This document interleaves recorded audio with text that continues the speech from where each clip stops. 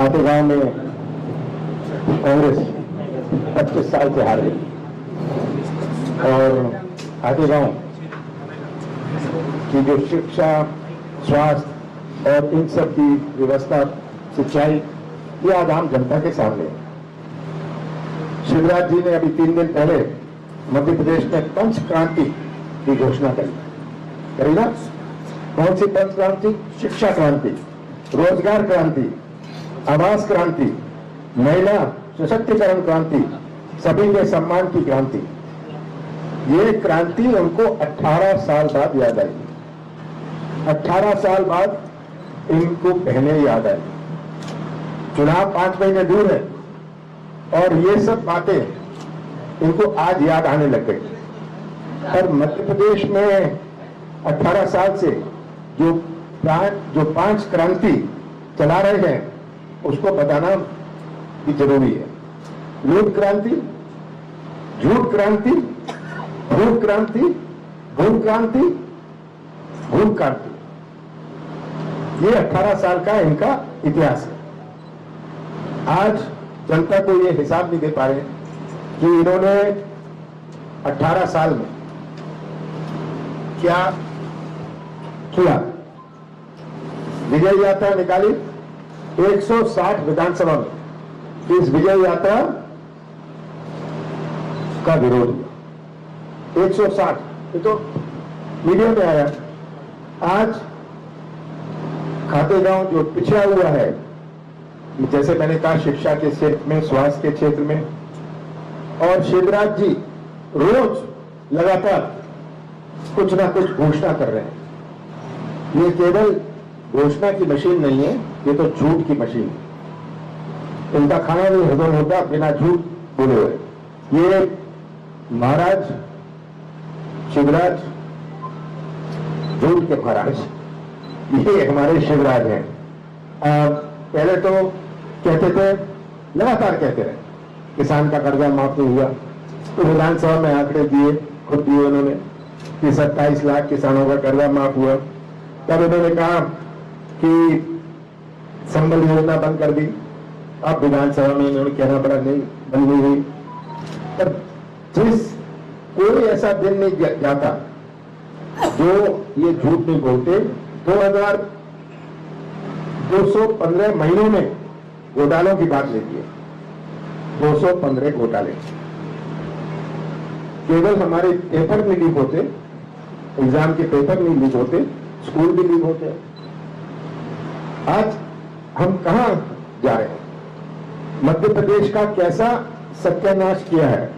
हमारे किसानों का सत्यानाश, हमारे युवाओं का सत्यानाश, हमारे निवेश का सत्यानाश, हमारे पोषण का सत्यानाश, हमारे शिक्षा और स्वास्थ्य का सत्यानाश, नर्मदा का सत्यानाश, गौ वंश का सत्यानाश। ये इनके सत्यानाश का इतिहास है। तो मैं चाहूंगा, अब आप कुछ पूछना चाहें तो मेरे से पूछ लें। सर, ये अतीक अहमद वाला जो इंसिडेंट हुआ, इसको कांग्रेस किस तरीके से लेती है? देखिए, इसमें कांग्रेस किस तरह से लेती है ये प्रश्न नहीं है, हमारे देश की जनता किस तरह से लेती है। आज इसमें इंक्वायरी ऑर्डर कर दी। क्यों हुआ, कैसे हुआ, ये 3 लोग कौन थे, अलग अलग जगह से आए हुए। ये हथियार 8-10 लाख रुपए के होते हैं। ये हथियार इनको किसने दिए, ये इंक्वायरी में बात आ जाएगी सब सामने। तो अभी हमें इंक्वायरी की इंतजार करनी चाहिए, सब बात सामने आए। आज ये प्रश्न किसी पार्टी का नहीं है, आज देश की जनता पूछ रही है कि पहली दफा टेलीविजन में आपने देखा हत्या होती है, टेलीविजन में देखा, और 3 लोग अलग अलग जगह से आए हुए हथियार लेके। तो ये कौन थे, क्यों आए, हथियार कहां से आए, ये बहुत महत्वपूर्ण प्रश्न है। सर, जिस तरह खातेगांव में बहुत लंबे समय से मुद्दा उठता रहा है, खातेगांव को जिला बनाने, आपके जो विधायक जी यहाँ पे थे 98 में, कैलाश चौधरी ने मुख्यमंत्री ये मुद्दा उठाया था, खातेगांव जिला। इसके बाद में सरकारें चली आई, इस सरकार, उसके बाद तो हमारी सरकार नहीं गई। हाँ, इसके बाद में यही हम पूछना चाह रहे हैं, पत्रकारों ने इस मामले को लेकर के व्यापक पैमाने पर। देखिए, ये केवल खातेगांव की बात नहीं है, मध्य प्रदेश में बहुत सारी जगह, बहुत सारी जगह ये पुकार आ रही है कि खातेगांव को जिला बनाया जाए। इस पर जरूर सबसे चर्चा करके खातेगांव के लोग और आसपास के लोग जिससे जिला बनेगा उनसे चर्चा करके जो खातेगांव के हित में हो वो किया जाएगा। सर, खातेगांव जैसी कई सीटें हैं जहां पे कांग्रेस लगातार 5 या 5 से ज्यादा बार से हार रही है, तो उसके लिए क्या स्पेसिफिक कोई स्ट्रेटजी आप लोग अपना रहे हैं या? देखिए, हमारी स्ट्रेटेजी अपने स्थानीय संगठन से बात करने की। हमारा स्थानीय संगठन कोई नेता या कमलनाथ तय नहीं करेंगे कोई सीट। हमारे सर्वे चल रहे हैं, हमारे एआईसीसी के सेक्रेटरी हैं, हमारे प्रभारी हैं, वो सब संगठन के लोगों से बात कर रहे हैं। जो उनका इनपुट आएगा कि जब तक स्थानीय लोग उस उम्मीदवार से ना जुड़े हुए तब तक कोई मतलब नहीं होता। तो इसलिए सबसे ज्यादा मैं महत्व देता हूं जो स्थानीय लोग हैं उनका क्या कहना है। उनसे पूछताछ के लिए हमारे एआईसीसी के सेक्रेटरी, हमारे प्रभारी, हमारे दिल्ली से जिनको चुनावों का बहुत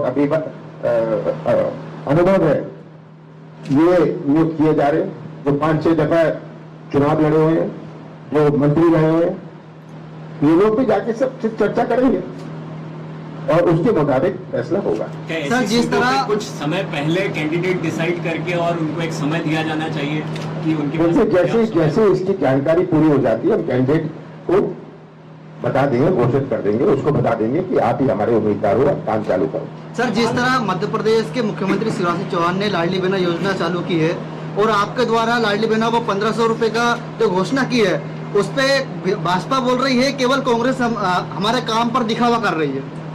देखिए, इनको लाडली बहन 18 साल तक नहीं नजर आया और ये बुलेट ट्रेन की बात कभी करते हैं, अब तो महंगाई की बुलेट ट्रेन चल रही है।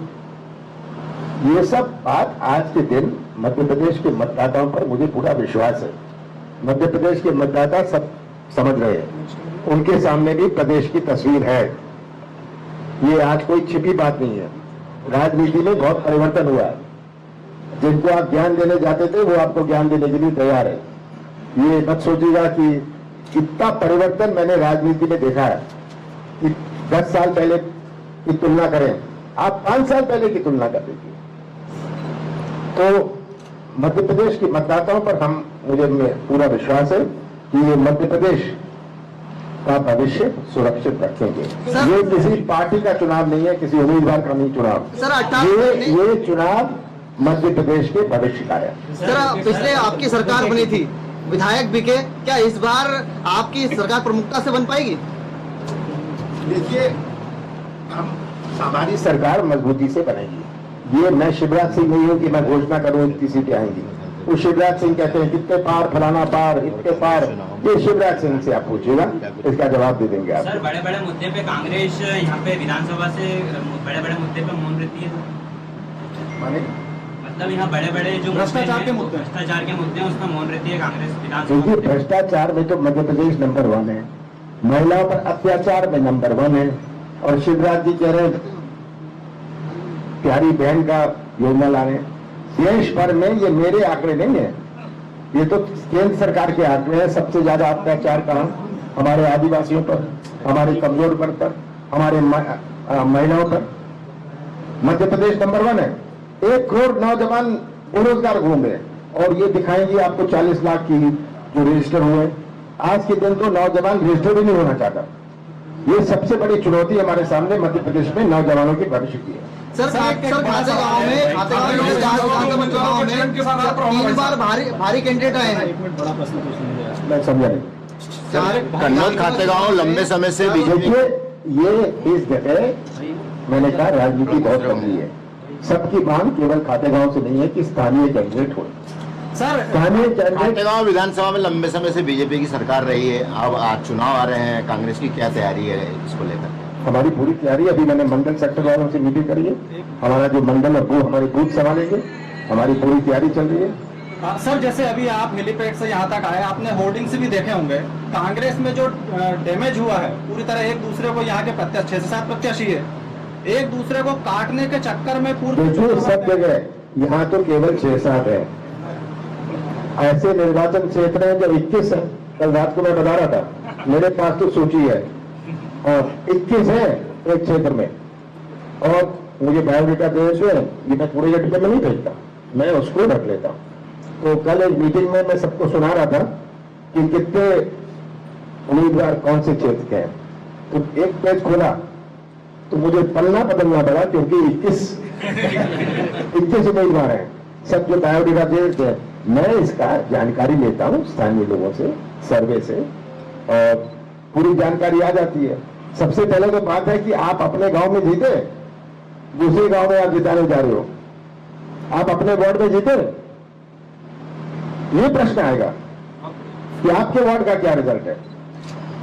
तो इसीलिए मैंने कहा हम ये स्थानीय, आज पूरे प्रदेश में मांग है कि स्थानीय व्यक्ति को, मेरे पास जो 200 लोग मिलते हैं कहते हैं स्थानीय को दे दीजिए, मैं किसको देता है, किसी स्थानीय को दे दीजिए, हम जिता देंगे, बस स्थानीय दीजिए। किसी का नाम नहीं लेते, खुद नहीं बनना चाहते, इससे बहुत बड़ी जानकारी आती है। सर, रानी कमलापति पे आप नेता प्रतिपक्ष डॉक्टर गोविंद सिंह जी ने एक बयान दिया जिसका पूरे मध्य प्रदेश, उन्होंने किस संदर्भ में दिया, PCC चीफ है। देखिए बात यह है, उन्होंने रानी कमलापति के संदर्भ में नहीं किया, वो तो रानियों की बात कर रहे थे। रानी कमलापति हमारे समाज की, आदिवासी समाज की बहुत बड़ी नेता है, हम उन सबका सम्मान करते हैं, आदर करते हैं। और उन्होंने किस संदर्भ में दिया था कि हम केवल रानी राजाओं के बारे में सोचते हैं, वो रानी राजाओं का जनरल में विरोध कर रहे थे। रानू टेकाम हमारे मध्य प्रदेश के आदिवासी विभाग के अध्यक्ष हैं। चलिए, बहुत बहुत धन्यवाद आपका।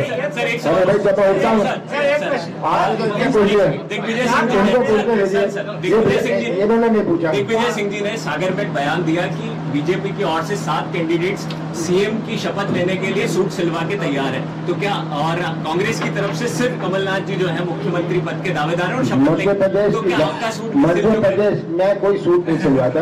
हाँ, मेरा लक्ष्य नहीं है मुख्यमंत्री बनना, मेरा लक्ष्य है कि मध्य प्रदेश के भविष्य को सुरक्षित रखना। बताइए, बाल कांग्रेस का संगठन जो बना है उसका उद्देश्य क्या है और क्या भूमिका रहेगी? ये बाल कांग्रेस का उद्देश्य है कि बच्चों को जो हमारे देश का इतिहास है, हमारे देश की संस्कृति है, हमारे देश की जो सभ्यता है, उसके बारे में जानकारी दे।